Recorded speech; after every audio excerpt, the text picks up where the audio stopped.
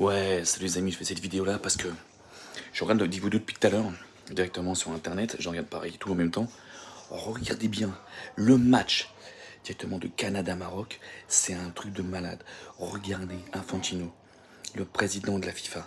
Regardez bien quand simplement le Maroc marque un but. Regardez son comportement qu'il a. Voilà, t'as tout directement, le dirigeant marocain, qu'est-ce qu'il fait lui? Il a applaudi, regardez, il fait oh, comment ça? Il est stupéfait, pourquoi le Maroc a marqué?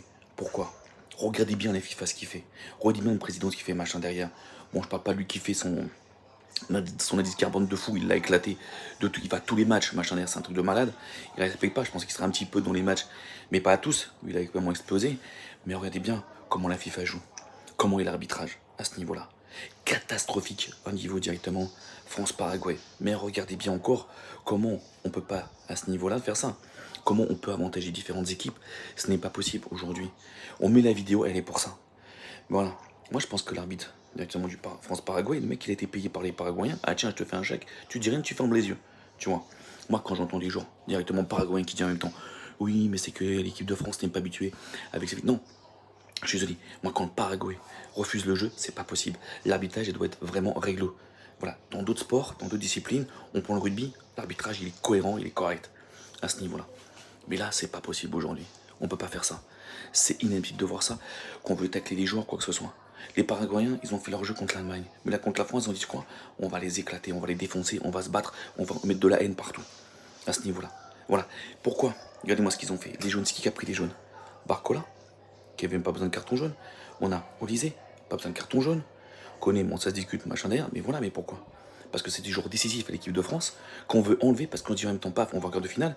Si les mecs se prennent un jaune, bah, ils pourront pas faire la demi-finale, chose comme ça, on éclate. Mais vous allez voir, quand on est président, allez, Canada, je vous le répète, Canada, directement. Regardez comment sa réaction est. Voilà, comment il était déçu que le Maroc gagne, et franchement, il gagne clairement.